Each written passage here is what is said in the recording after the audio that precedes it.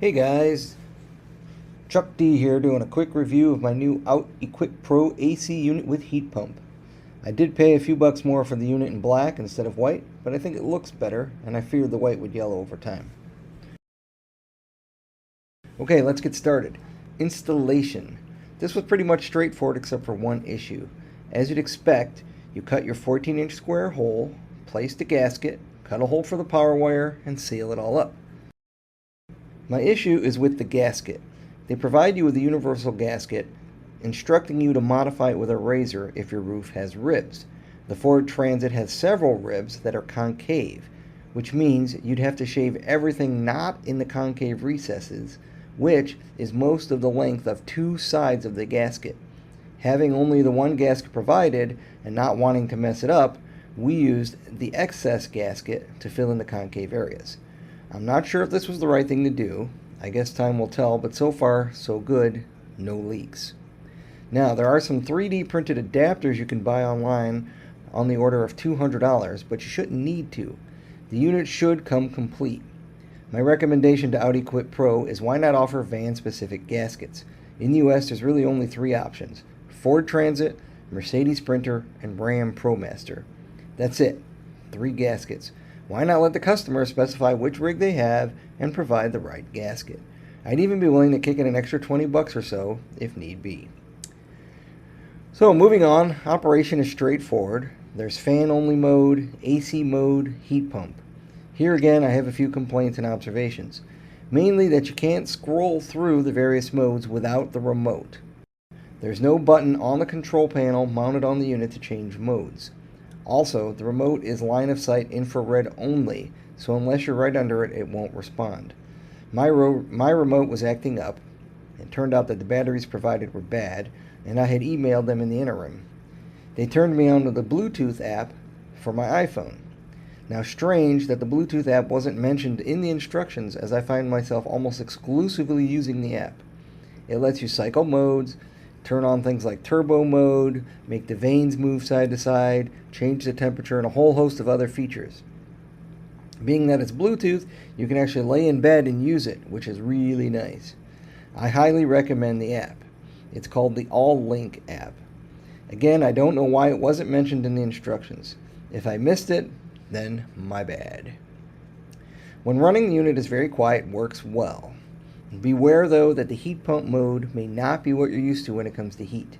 The output temperature of the air being expelled changes as you increase the set temperature, unlike a propane or gas-fired furnace that blows the same hot air but just cuts out sooner if you have a lower temperature set. As expected, the electrical draw increases as you increase the temperature. Also, being a heat pump, don't expect much below 35 to 40 degrees. We did camp when the temp overnight hit a low in the mid-30s, and the best I can say is that it took the edge off. It ran constantly, and the interior got up to the low 60s at best. I had it set to 68, but it never made it. We used around 40% of my battery capacity. For reference, I have two 314 amp hour watt cycle batteries. That said, here's some screenshots of real-world power consumption that I experienced. First, you can see this is with the heater maxed out. It's showing a 63.2 amp draw.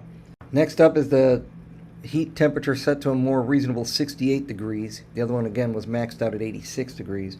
Now we're pulling 34 amps. Then next is fan only mode. And as you can see here, we're drawing about 10 amps.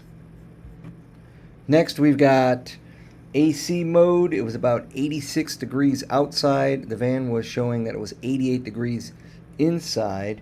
On maxed out turbo mode, we drew 68 amps. Then when I backed it down to a more, just a normal mode, set the temperature to get the van down to about 76, it was drawing 21 amps. I did not leave it running all the way down to 76. This was a test in the driveway, but it did drop it about 10 degrees in an hour. Okay then, in conclusion, I think it's a great unit at a great price. It looks good, low profile. I really like the black. It's quiet. It seems efficient. The company's been very responsive to any questions I've had. The heat pump is just that, a heat pump, so don't over expect. I've not had much experience with heat pumps, so just remember, if it gets really cold, I think if you're a serious winter camper, you're going to have to go with propane or gas fired, or use lots of blankets. What I didn't like is the universal gasket, as I mentioned earlier. I don't think it'd be that hard to supply a van-specific gasket. There's only 3 units on the American market. Charge us a few bucks, give us a van-specific gasket, and most of us would be happy not to be hassled by having to modify the gasket. I also wish you could cycle modes on the unit, but now that I have the Bluetooth app and I really like it, I use that almost exclusively, so I can forgive that miscue, and not that big a deal. Alright, thanks for watching, and happy camping.